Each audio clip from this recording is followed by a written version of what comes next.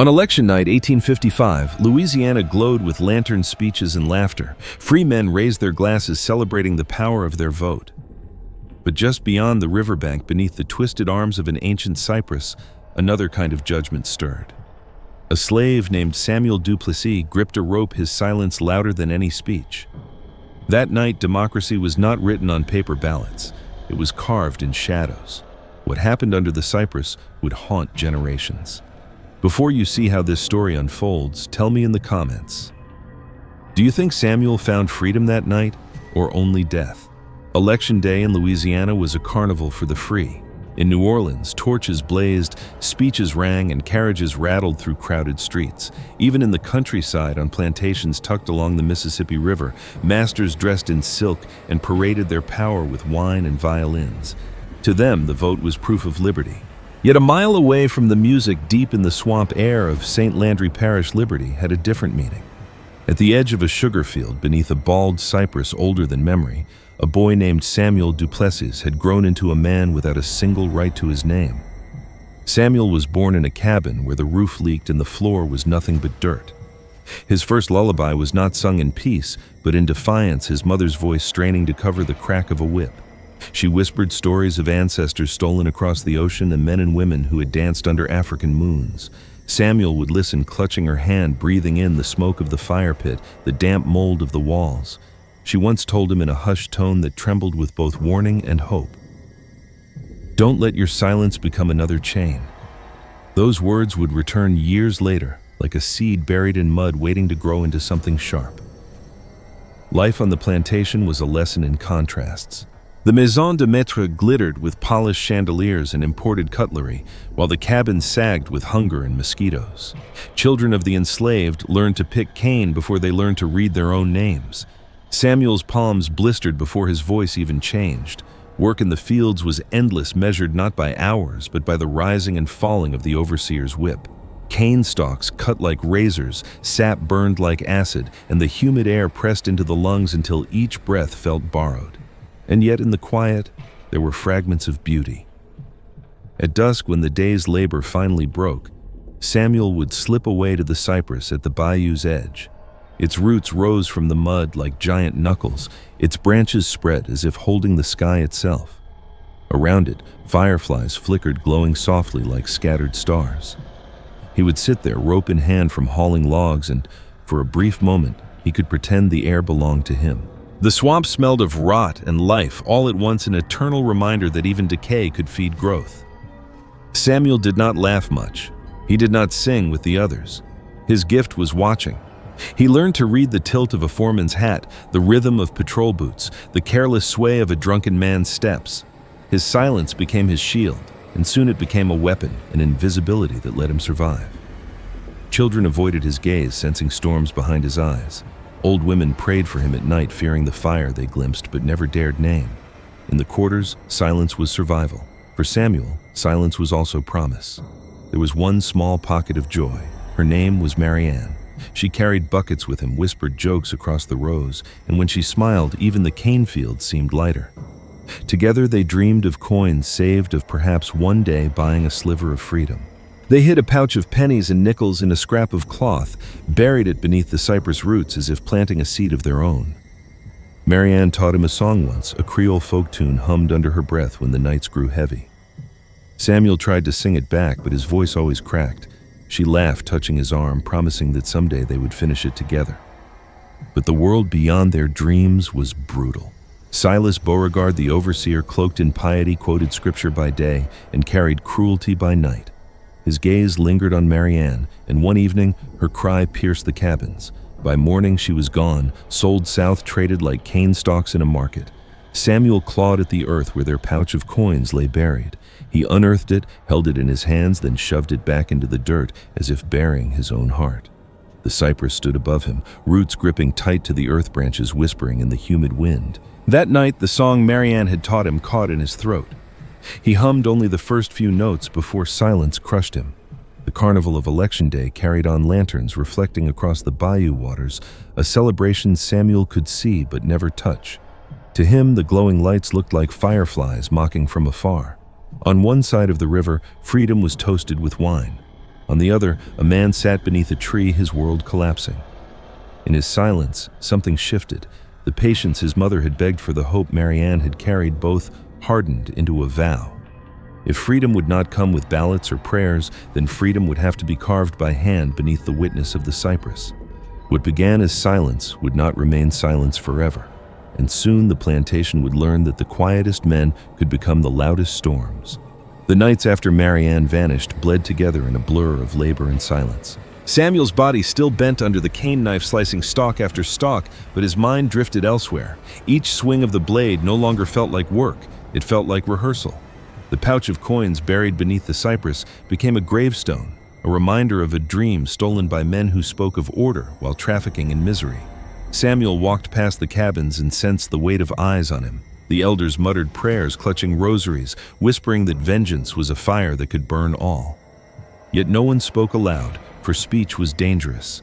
Samuel answered with silence, but inside his vow grew louder than any sermon from the pulpit of the Maison de Maître.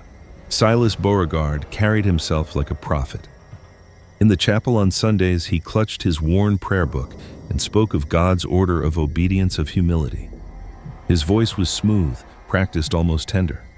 But in the fields, the tenderness curdled into tyranny. His hand never left the whip, and his eyes never softened when they landed on the women. Marianne's absence became one more verse in his scripture of cruelty. To the masters, Silas was indispensable, an overseer who kept the fields productive, the slaves submissive, and the order intact. To Samuel, Silas was a thief of hope, the face of betrayal itself. The plantation was not ruled by Silas alone.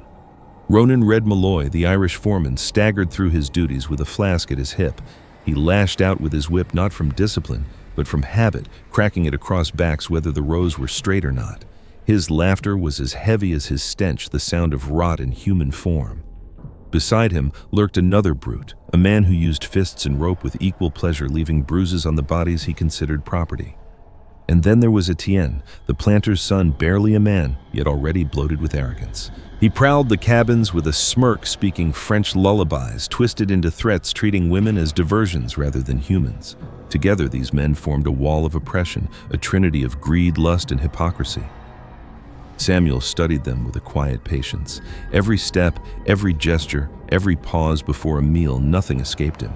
Red's gait grew sloppy after sunset, his whip dragging against the ground when the bottle grew heavy in his hand. Etienne left his father's table late, wandering half-drunk toward the quarters with eyes like a predator's. The brute carried his lantern low, swinging it like a hunter searching for prey. And Silas, the false saint, lingered at the edge of every night, a shadow with scripture in one hand and judgment in the other. By the bayou, Samuel practiced. He took the cane knife, its blade dulled from labor, and pressed it to the whetstone, listening to the slow rasp of metal on stone. Sparks spat into the dark, tiny stars, echoing the fireflies that hovered above the swamp. He tied knots into lengths of rope, pulling them tight, feeling the fibers strain. He swung the rope over branches of the cypress, testing its weight, its grip, its sound when tightened. The swamp itself seemed to watch. Frogs fell, silent insects paused, as though the bayou understood that preparation was no longer for work but for reckoning. One night, Samuel returned to the buried pouch of coins. He dug with his hands, pulling the cloth free. The coins clinked faintly, a hollow sound against the night. He held them in his palm, then pressed them into the mud again, deeper this time, as if to bury the last trace of hope. The soil clung to his fingers, thick and black, sealing the grave of the life Marianne had dreamed for them. When he rose, he carried no tears, only a hunger that had found its shape. The elders sensed the change. They lowered their eyes when he passed, murmuring that the boy who once listened to lullabies had become something else, a storm cloud without thunder waiting to break. Some prayed for his soul, fearing his silence might draw punishment upon them all. Children stepped aside from his shadow, whispering that he carried fire in his chest. Samuel ignored them. His silence was no longer shield, it was sharpened steel, invisible but deadly. Election day had been a theater of power for the free. For Samuel, it became the night he measured his enemies. He stood beneath the cypress, rope coiled at his waist, knife at his side, whetstone gleaming faintly in the moonlight. The lanterns from the plantation flickered across the bayou water, their reflections warped and broken. To him, they looked like flames dancing on a grave. The fireflies drifted close, hovering around the rope as though bearing witness. Samuel watched them flicker, and in his mind they became the eyes of those stolen ancestors his mother had once sung about. He whispered Marianne's name into the swamp air, and the silence that answered was more binding than any prayer. The vow was no longer secret. It lived in his muscles and the knots he tied in the blade he sharpened. No master would hand him freedom. No ballot box would deliver justice. The reckoning would come, not in daylight, not with words, but in the shadows where fireflies burned and the cypress waited like a gallows. And so the first step was set. The plantation believed silence meant submission. Samuel knew silence was only the mask before the storm. Soon, that mask would crack. Samuel's days unfolded with the same cruel rhythm: sunrise over cane fields, sweat running down his back, the hiss of blades slicing stalks, the crack of a whip echoing across the rows. But beneath that surface of obedience, something different pulsed. Every command he obeyed, every load he carried, every stalk he cut, it all became rehearsal for something far beyond labor. The masters believed he bowed because he was broken. In truth, each bow was a disguise, every silence a sharpened edge. At night, the cypress waited. Its trunk was broad as a house root's, twisting into the mud like the bones of the earth itself. To most, it was only a tree. To Samuel, it had become a cathedral, a courtroom, and a gallows. He tested the branches, pulling rope across their thick arms, listening to the creak of fibers under weight. He tied knots over and over until his hands bled. The blood mixed with swamp water, a baptism of sorts, sealing his intent. When the wind blew, the tree whispered back as if urging him onward. The plantation's trinity of oppressors, Ronan Red Malloy, Etienne, and Silas Beauregard, moved through their nights with arrogance. Red drank deep, staggering between the cabins, his whip dragging lazily in the dirt. Etienne, hungry for pleasure, lingered too long near the women's quarters, laughter dripping with cruelty. The brute who served alongside them beat men for crooked rows, for half-filled baskets, or simply for the thrill of pain. And Silas, he walked with the stillness of a viper prayer book in his hand, pistol at his side, voice polished with scripture. They thought their world eternal, their power untouchable. Samuel knew otherwise. By the bayou he honed the cane knife. The whetstone rasped in steady rhythm, sparks flaring, each one a star torn from the night. His arms ached from repetition, but he welcomed the ache. It hardened his will. He carried rope coiled at his waist, feeling its rough texture as a promise, a sentence waiting to be spoken. Fireflies drifted close, flickering around him like a constellation forming just for this moment. Their glow bathed the knots he tied, making them shimmer as though blessed by ghosts. In Samuel's heart, they were the eyes of ancestors watching, bearing witness to what was to come. Once a boy stumbled upon him at the cypress. Samuel was pulling against the rope, testing its hold on the branch, the knot tightening under strain. The boy froze, eyes wide, then fled without a word. By morning, whispers spread. They said Samuel was not just silent anymore, he was dangerous. Mothers warned their children to keep away while old men prayed louder at dawn. Yet no one dared confront him. Fear of punishment silenced them, but another kind of fear crept in too, the fear that Samuel's storm might be real. One evening, Samuel dug again at the base of the cypress fingers, clawing into the mud until he uncovered the pouch of coins. He held it in his calloused hands, felt the weight of their failed dream. The fabric was damp, coins stained with rust. Marianne's voice echoed faintly in his memory, the song she had started, the promise of freedom they would build together. Samuel pressed the pouch against his chest, then buried it once more, deeper than before. This time, it was not just a grave. It was an offering to the tree, to the swamp, to whatever spirits would guide his hand. The days stretched long, but inside Samuel the waiting grew short. Every lash he saw, every scream he heard was another tally etched into his bones. He carried them silently, a ledger of injustice. Ronan, Etienne. Silas, their names burned in his mind, heavy and permanent. At night, when the frogs croaked and the air grew still, he whispered those names into the dark as if reciting a prayer twisted into a curse. Then came the omen. On a sweltering evening, Samuel sat beneath the cypress rope across his knees, knife gleaming in firelight. The swamp fell silent. Even the cicadas, relentless in their song, cut off all at once. Only the steady breath of the bayou remained thick and wet. The fireflies gathered in clusters, their glow more intense than usual, circling him like stars caught in orbit. Samuel tilted his head back, staring into the branches above. He could almost hear his mother's voice, almost see Marianne's smile. In that silence, he knew the time for waiting had ended. Back at the quarters, the others felt it too. Some shivered, some prayed, some dared to hope. For once, the silence they lived with did not feel like submission. It felt like the stillness before thunder. Samuel moved among them, with the same bowed head, the same obedient eyes. But inside, every step was heavier with intent, every glance sharper. He had rehearsed long enough. The storm would break soon, and when it broke, the first man to face judgment would not see it coming. The air that night clung heavy as wet cloth, a suffocating mix of cane smoke, swamp rot, and sweat. The moon, half hidden behind clouds, cast a pale light over the bayou, turning the water black and the cypress branches into jagged silhouettes. Lanterns flickered near the Maison de Maître, where the masters laughed and drank their music carried faintly across the fields. But in the cabins, silence ruled. Mothers hushed their children, men lay awake, staring at ceilings of warped wood, all sensing something restless in the night. Samuel moved like a shadow among them, rope coiled at his waist, cane knife tucked close. His bare feet pressed soft against the mud, leaving prints that the swamp water swallowed whole. He walked without hurry, without hesitation.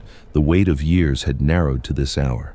His mother's voice whispered in memory, "Don't let silence become another chain."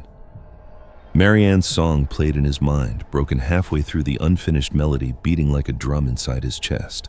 Tonight, silence would not chain him. Tonight, silence would become the weapon. Ronan Red Malloy was the weakest link, a man who believed his cruelty was shield enough, who carried the whip like a badge and the bottle like a crown. That evening, he staggered from the big house, laughter-slurred flask in hand. His boots dragged spurs scraping across stones. He muttered curses into the night, lashing his whip lazily at the air, the crack ringing sharp but empty. Each step carried him closer to the cabins, closer to the shadows where Samuel waited. Samuel watched from the cover of cane heart, steady hands calm. The rope felt alive against his palm, rough fibers whispering through his fingers. Fireflies danced above the path, their light faint but insistent, as if they too watched the coming moment. Red stumbled, caught himself, cursed the uneven ground. He didn't see the figure moving behind him, silent as the swamp. The strike came swift. Samuel surged forward, rope whipping around Red's throat before the man could turn. The foreman grunted, choked, dropped his flask into the mud. His whip flailed in the dark, cracking harmlessly against the ground. Samuel pulled tighter, muscles carved from years of toil, straining against Red's thrashing weight. The man's hands clawed at the rope nails, tearing skin, but Samuel's grip did not falter. His silence roared louder than Red's gurgling gasps. The struggle was short. The overseer's body bucked, then sagged. His whip slipped from his hand, lying coiled in the mud like a snake with its head crushed. Samuel lowered him slowly, the rope still taut, his breath hard but controlled on it. He stared at the lifeless body face, pale in the moonlight, then whispered the man's name, Ronan, as though pronouncing a verdict. It was the first of many, and it carried no triumph, only the weight of necessity. He dragged the body beneath the cypress, laying it at the tree's roots. The swamp air pressed close, fireflies circling in wider arcs, their glow reflecting faintly on the dead man's open eyes. Samuel stood above him, rope dangling loose in his hand knife at his hip. He did not spit, did not curse. Instead, he lifted his gaze to the branches above, hearing them creak as the wind stirred. The cypress had been witness to centuries. Tonight, it bore witness again. From the cabins, faint whispers rose. A woman stirred in her doorway, saw a shadow move across the field, and pulled her child close. A man on his cot felt a tremor in his bones and prayed beneath his breath. Some wept softly, not from grief, but from fear. Others dared to smile into the dark, their lips trembling with the forbidden thought that the night's silence no longer belonged to the oppressors. For once, silence had turned against them. Samuel wiped the sweat from his brow, his chest rising and falling. He felt no joy, no relief, only the certainty that the path had begun. Marianne's song returned to him, its melody still broken. But tonight it carried a new rhythm. The rhythm of rope tightening, of breath stopping, of justice clawed from the swamp. He whispered her name once, letting it ride the wind across the bayou. He returned to the cabins as if nothing had happened, his face calm, his eyes unreadable. Yet the ground beneath the cypress carried the truth. One body lay silent, one whip stilled forever, and the storm Samuel had carried in silence for so long had finally broken. This was not the end. It was only the first step. More names waited in his heart, heavy as stone, and each would fall one by one until the ledger was balanced. By morning, whispers spread like smoke through cane fields. Ronan Red Malloy had vanished into the swamp, his whip abandoned in the mud, his flask lying cracked beside it. The masters scoffed, muttering that he had drunk himself to death, perhaps drowned in the bayou. They laughed, dismissing him as a fool. But in the cabins, the enslaved knew better. They had heard the muffled sounds, the gasps swallowed by night. They had seen the whip left coiled like a dead snake. They said nothing aloud, but eyes met in silence, and silence carried its own meaning. Samuel carried himself as if nothing had changed. His cane knife swung steady, his back bent under labor, his silence intact. But inside, the vow grew sharper. Red's name was crossed from the ledger. Others still waited. Etienne, Caleb Dyer, and above all, Silas Beauregard. Each day, Samuel moved among them unnoticed, but each night his silence spoke louder. That night, the swamp air pressed down like a hand. Lanterns glowed near the big house where music played, but the sound drifted hollow, carried weakly by the wind. Samuel stood at the edge of Cane Rose, rope in hand, eyes fixed on the dark path. He didn't wait long. Etienne emerged from the house drunk on wine and arrogance. The planter's son swaggered through the field bottle in one hand, muttering half-sung verses of a French lullaby. His laugh sliced the night, cruel and careless. He moved toward the cabins, the same path he had walked too many times, hunting pleasure among those who had no power to refuse him. He never expected resistance. Samuel stepped into the path. For the first time, he broke silence with a word, not a plea, but a verdict. Etienne. The boy froze, squinting at him in disbelief, then grinned as though amused. His grin faltered when the rope lashed forward, tightening around his throat. The bottle dropped, shattering against a stone. Etienne clawed and gasped, but Samuel's arms, built from years of labor, did not falter. The young master's laughter died in silence, his body collapsing against the mud. Samuel whispered his name again, soft but final. The second sentence delivered. The next came quickly. Caleb Dyer, the brute whose cruelty was legend on the plantation, carried his lantern and whip into the night. He was broad-shouldered, scarred from years of violence, and wore brutality like armor. He barked when he saw Samuel, mistaking stillness for obedience. "Move!" he shouted, cracking his whip across the ground. Samuel did not move. The brute stepped closer, whip raised again. But this time Samuel caught it in his hand, pulling hard enough to jerk Caleb off balance. The fight was savage. Caleb swung fists like hammers, striking Samuel's ribs, driving him against the roots of the cypress. But Samuel did not let go. His knife flashed once, not to kill, but to slice the whip free from Caleb's hand. They crashed into the mud, rolling, grunting, breath tearing from their lungs. Samuel's knee pressed into the brute's chest, his rope circling, tightening, digging into flesh. Caleb bellowed curses, spit spraying in the dark, but the rope silenced him faster than rage could sustain him. His lantern fell into the mud, its flames sputtering, dying with a hiss. His body twitched, then sagged, weightless in Samuel's grip. Samuel knelt there, sweat dripping from his chin chest, heaving muscles quivering with the violence of it. He whispered again, the name sinking into the night like a stone thrown into water. Caleb. 3 names now struck from the ledger, 3 bodies fed to the swamp. From the cabins, whispers stirred again. A child woke crying, hushed quickly by a trembling mother. An old man pressed his palm against his chest, murmuring prayers for mercy.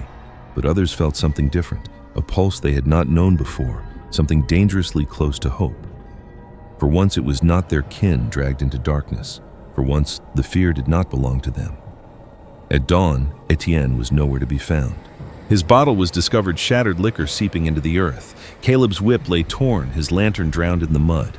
The masters spoke in low voices. Faces pale, their confidence cracked. They muttered about disorder, about curses, about shadows stalking their fields. But they dared not name Samuel. Beneath the cypress, Samuel stood alone, rope coiled at his side, knife-cleaned eyes burning with the weight of what he had done. He looked up at the branches stretching wide, heavy with secrets, and he knew the end was near.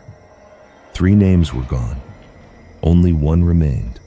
Silas Beauregard, the false saint, the thief of Marianne, the overseer who cloaked tyranny in Scripture.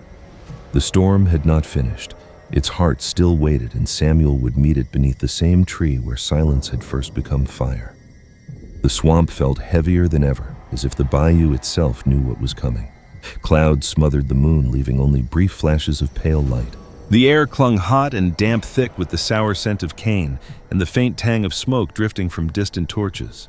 Beneath the bald cypress, Samuel waited, rope coiled tight at his side, cane knife sharpened to a whisper.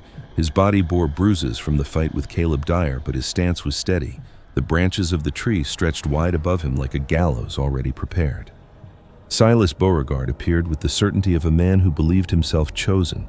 His boots pressed into the mud without hesitation, his prayer book tucked under one arm, a Navy revolver gleaming at his hip. Unlike Red or Etienne, he was not careless, not drunk, not foolish. He moved like a preacher about to deliver a sermon. Lantern light swayed from his hand, throwing long skeletal shadows against the cypress roots.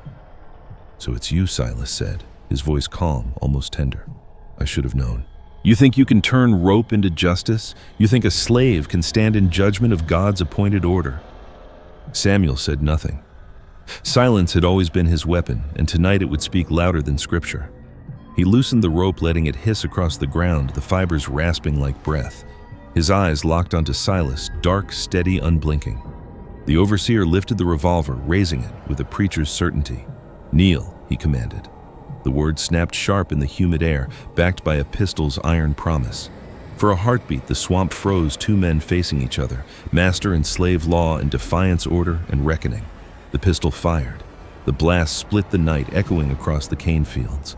The bullet tore through bark splinters flying from the cypress.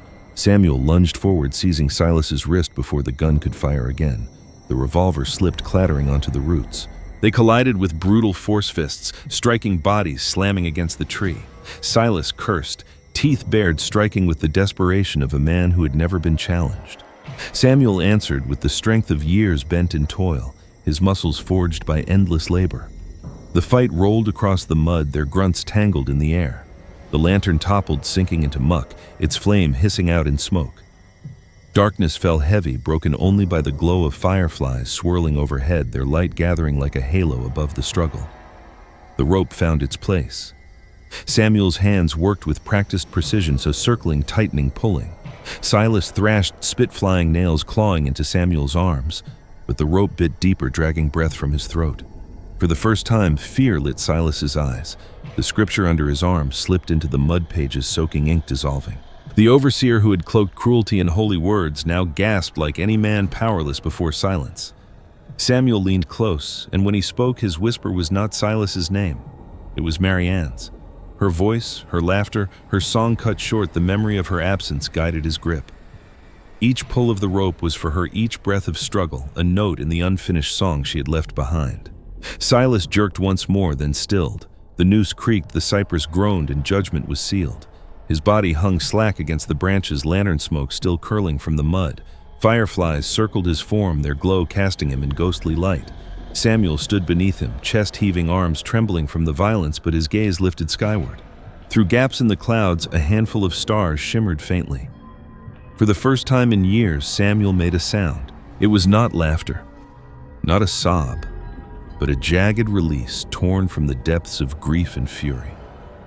Something between a cry and a roar. The swamp carried it outward over fields, into cabins, into hearts that lay awake in fear and wonder. In that moment, silence had turned into thunder. Silas Beauregard, the false saint, was gone. The trinity of oppression lay broken. And Samuel, the man who had lived his life in silence, stood beneath the cypress as judge, jury, and executioner. But even as the storm inside him eased, Samuel knew dawn would bring another trial, one he could not escape. Samuel did not flee.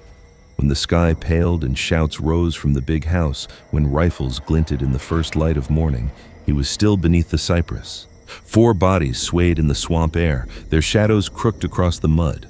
Ronan Red Malloy Etienne, the planter's son Caleb Dyer, the brute, and finally Silas Beauregard. The overseer's prayer book lay ruined in the muck, its pages torn and soaked. Samuel's hands bore the marks of rope, his ribs ached from the fight, yet his face was calm, unreadable. He waited. The patrol arrived with fury guns drawn, boots splashing through bayou water. They found him standing at the roots rope, still in his grip. He raised his wrists without a word. They chained him with iron thicker than any slave had worn, as though afraid silence itself might break free. The procession dragged him toward the parish courthouse, a trail of dust rising behind the wagon. Crowds formed along the road. Some spat at him, shouting curses. Others stared wide-eyed, whispering about the man in rags who had brought down masters. A few lowered their gaze, unable to meet the defiance in his eyes. Inside the courthouse, the trial unfolded with brutal speed. The judge wore his robe neatly pressed. The jury sat stiff in their chairs, but the verdict was written before a word was spoken. Witnesses were unnecessary, evidence irrelevant. Samuel's deeds were not weighed, they were already condemned. The masters framed it as rebellion, blasphemy, the work of a madman against God's order. Yet the irony hung heavier than the gavel. Across Louisiana, free men were casting ballots celebrating democracy with speeches and parades. In the very season when liberty was exalted, Samuel faced a parody of justice. For the free election day meant choice. For him, it meant shackles and a verdict no vote could change. His silence filled the chamber louder than any argument. Every time the judge demanded he speak, he refused. Chains rattled when he moved, but his mouth stayed shut. His silence unsettled them more than any words could. The jury returned within minutes, guilty, condemned, death by hanging. Gasps swept the gallery, though none were surprised. The masters nodded, satisfied that order would be restored. But some in the crowd shifted uneasily, troubled not by the sentence but by the prisoner's composure. Samuel did not curse. He did not weep. He did not kneel. He stood tall, shoulders straight, eyes fixed as though on something far beyond the walls. The morning of his execution arrived bright and merciless.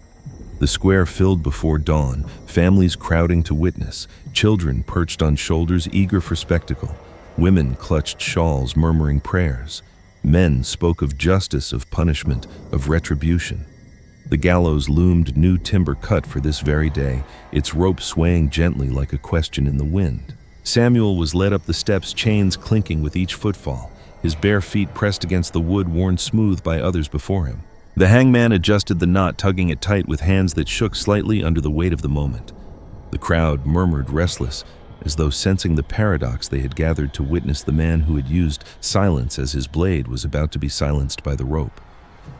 When asked for final words, Samuel finally spoke. His voice was quiet but carried across the square with startling clarity. Justice rises higher than crowns. The trapdoor fell. The rope snapped taut. His body swung against the morning light framed by courthouse windows. His face tilted toward the sky. Gasps rippled through the crowd, then a hush deeper than prayer settled. For an instant, even the wind seemed to pause. What hung there was not just a man. It was a shadow cast over the illusion of order, a question no verdict could bury. The masters saw rebellion crushed. The slaves saw a prophecy made flesh. Samuel Duplessis had died, but his silence remained echoing louder than the cheers of the free. The trial was over. The gallows had spoken. Yet the story was not finished. The plantation did not sleep for days. The gallows in the parish square had delivered its lesson, or so the masters believed. They spoke of order restored, of rebellion crushed, of punishment made visible. They ordered new overseers, harder men, more whips, more patrols. Yet for all their power, they could not silence the murmurs that slipped like smoke through the cabins at night. In the big house, Samuel Duplessis was spoken of as a monster, a warning, a curse. But in the quarters, his name was carried like a prayer. Some whispered it beneath their breath as they bent over the cane. Others scratched it into the dirt beneath their beds, erasing it quickly before patrols passed. A few dared to walk at night to the bayou, kneeling at the roots of the cypress, tracing his name into the mud where his rope had once creaked. There they whispered not just Samuel, but also Marianne, as though remembering not only vengeance, but the love stolen too soon. The masters replaced Red's whip, Etienne's arrogance, Silas's sermons with new faces. The system endured, heavy and brutal, but something invisible had shifted. Every time a rope was coiled, slaves remembered the night Samuel had turned that same rope against their oppressors. Every time a hymn rose at dusk, his name slipped between verses hidden but alive. Silence itself carried a new meaning, no longer only survival, but resistance waiting to be born. Children grew up hearing fragments of the tale, the man in tatters by the bayou, they called him. Some feared the story, others clung to it like a shield. Either way, it lived. Samuel's death proved two truths at once: that resistance demanded a terrible price, and that resistance was possible. Years turned into decades. The Civil War came, armies marched, and slavery was shattered by blood on battlefields. Laws were rewritten, chains removed, but old wounds lingered. Samuel's name never appeared in textbooks, never carved into monuments. Yet his memory survived in songs hummed at dusk and sermons where preachers spoke of justice without daring to name him in the eyes of descendants who carried silence as both wound and weapon. Travelers passing the bayou sometimes paused near the old cypress. Its trunk bore scars, its roots gripped the mud like a fist. Some swore they heard the echo of rope creaking when the wind shifted or saw fireflies circling in strange patterns, as if spelling out a name in the dark. To them it was only superstition. To those who knew, it was memory. The tree stood as a monument without stone, carrying two truths.